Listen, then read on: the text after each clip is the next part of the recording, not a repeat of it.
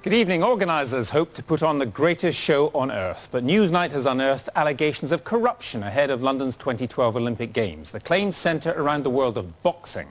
Insiders have told us that a senior member of the Amateur International Boxing Association guaranteed that Azerbaijan would be awarded 2 gold medals in return for secret payments of millions of dollars. We've tracked down the man who's said to have done the deal, and we've also found his boss, who's told Newsnight tonight that there'll be an immediate investigation into the matter. Anna Adams has this exclusive report.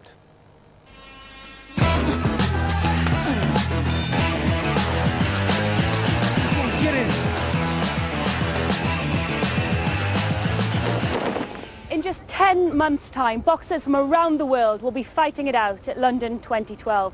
Each one hoping they at least have a chance of winning an Olympic gold. But we've been speaking to people at the very heart of Olympic boxing who say it's not that straightforward. They claim medals can be bought and sold for the right price. How easy is it to buy a medal now? To buy a medal, it's easy. He was talking about gold medals at London in return for millions of dollars of secret payments. So as long as Azerbaijan got their medals, they would get the cash. We've been investigating these allegations for a year, and we've put them to the men who run Olympic boxing. We have witnesses who said that you promised Azerbaijan 2 gold medals at London 2012 in return for $10 million. First of all, no comment. Secondly, absolute lie. A lie or no comment? Olympic boxing has had its fair share of scandals and accusations of match fixing. The most notorious episode was in Seoul in 1988. American boxer Roy Jones Jr. landed twice as many punches as his opponent, but the judges still awarded the gold to a South Korean fighter. Oh no. 3-2, they've given it to Park, and he doesn't deserve it by no standards. Does he deserve it? There were allegations that the former president of the International Boxing Association had accepted $2 million from South Korea in return for 2 gold medals. But even at the last Olympics in Beijing, there were accusations of corruption. The president of AIBA, boxing's governing body, Dr. Chinko Wu, has been keen to clean up the sport. There was no more manipulation, no more cheating. The AIBA is now becoming a clean, honest and transparent organization. Wu appointed Ho Kim and Ivan Kodabash to run his brainchild, World Series Boxing. They wanted a branch into the world of professional boxing with a new World Series. WSB, a global tournament with franchises in every continent. Millions of dollars to be made if everything goes to plan. But America was vital to AIBA's plans for the World Series. They needed to get cities like New York, Chicago and LA on board to generate ticket sales and TV deals. Really big money in boxing is here in the US. The pay-per-view deals alone are worth tens of millions of dollars, and that's even just for a single fight. So really, without the US on board, there would be no World Series. But the sums just didn't add up at all. So when the New York and Chicago franchises started to pull out, the whole venture looked like it could actually collapse. They were losing a fortune, and they needed to be bailed out. Jeff Benz was their man in LA. He managed the Los Angeles Matadors.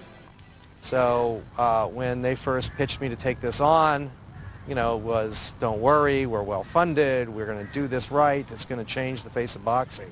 But the funds were drying up, the accounts were in the red, but Ivan Kodabash came to the States to tell them not to worry, because somebody had stepped in to bail them out. What did they tell you about where the money had actually come from?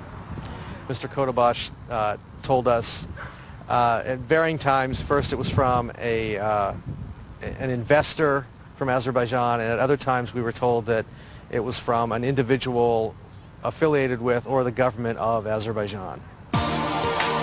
Azerbaijan is rich from oil and gas, and it's keen to show it's come a long way since its Soviet past. And it's also keen to showcase its boxing. Today is the start of the World Championships. They were supposed to be in South Korea, but then AIBA switched them to Baku, the capital of Azerbaijan. AIBA is based here in Lausanne in Switzerland. It's the Olympic capital, home of the IOC and World Series boxing. We wanted to ask them where their funding had come from. We've obtained emails between World Series Boxing and Azerbaijan. In the email, it refers to a meeting in Baku with a government minister to discuss funding, and attached is an investment agreement, $10 million. Well, we've been told that the money for WSB America came from Azerbaijan. The money for WSB America came from an investment company here based in Switzerland. But the documents seem to tell a different story. They show the investment agreement was presented to the Minister of Emergency Situations in Azerbaijan. You must have seen this before. It has your name on here. This is... You know how many documents are around the world, which I send per day over 200 emails. I think you would remember an investment agreement for $10 million, though. This is not just any document. An email sent by Ivan Kodabash to an Azeri government official asked if he could please transfer the investment money soon as possible to the WSB America account in Switzerland. We've learned that somebody in Azerbaijan has already paid $9 million. Days after we interviewed Ivan Kodabash, the boxing authorities revised their story. They now admit the money came from Azerbaijan, but not, they say, from the government. They said the only reason they used someone in government to facilitate the deal was because the real investor, who is still a mystery, doesn't speak good enough English. The WSB franchises in the States were also keen to know more about who was paying their bills.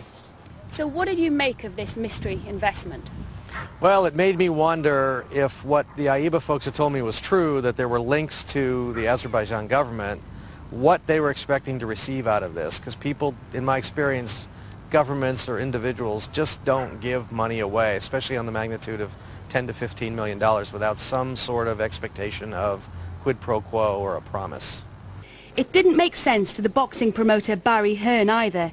He was asked to look at the business model, but he knew straight away that the finances just wouldn't work. So when an investor came, a year into this tournament with $10 million, what do you think of that? Well, I think you're very lucky to get the $10 million, frankly. If an investor comes into this game in $10 million, I can only think he's arrived from another planet. Do you think he'd be expecting something in return?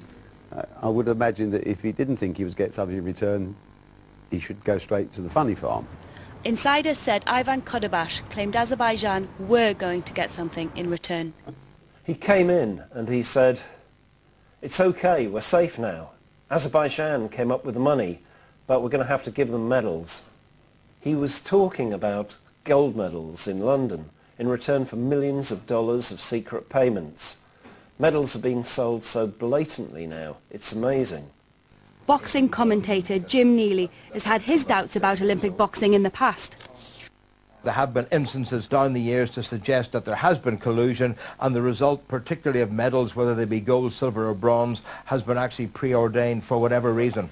In order to manipulate the system, it's really quite simple. If you want somebody to win, then what you simply don't do is press the button for the opponent. In other words, you can say, "I didn't see it, I was unsighted, one boxer was in the way, the referee was in the way." If there's a scoring punch landed and 3 of the 5 judges simply don't press the button, then the poor chap who has landed the punch is not credited with the punch. Well, I've come to Bucharest to meet someone who says boxing matches were still being fixed as recently as the Beijing Olympics, and he should really know because he was the vice president of AIBA at the time. Rudel Abrasia was the technical delegate in Beijing, and he says he witnessed first-hand matches being fixed. This guy changed on each bout 1, 2, 3 judges. And finally I decided to have a press conference and to openly said what a lot of people is talking for many, many years about the manipulation in boxing. But he was shut up by Ho Kim, the man in charge of World Series Boxing. Do that officially, please stop, okay? Because it's going to create the damage of our sport. Can I ask your name? Insiders say it was his deputy, Ivan Kodabash, who told them Azerbaijan had been promised something. Well, Ivan boasted to a few of us that there was no need to worry about WSB having the coin to pay its bills. So long as the Azeris got their medals, WSB would have the cash. What do they mean by that? Well, London Olympics, those medals. Ivan made it clear that AIBA would take care of Azerbaijan We put these allegations to Ivan Kodabash. We've been told that you offered Azerbaijan 2 gold medals at London 2012 in return for $10 million. This is a lie. This is an absolute lie. We are a very transparent organization. AIBA is. We have done everything in our power to bring transparency to a sport which was ruled in a bad manner. We have witnesses who said that you promised Azerbaijan 2 gold medals at London 2012 in return for $10 million. First of all, no comment. Secondly, absolute lie. A lie or no comment? Because we have witnesses who've said that to us. Witnesses, I don't know who are the witnesses. So why are people saying this? Because maybe you have no idea what's going on normally in boxing and which type of dubious people are working in boxing. AIBA's lawyers, Carter Ruck, say any suggestion the loan agreement was in return for gold medals is preposterous and untrue. They say it's unfair and unjust to accuse AIBA of corruption. They also say rigging an Olympic boxing match is impossible.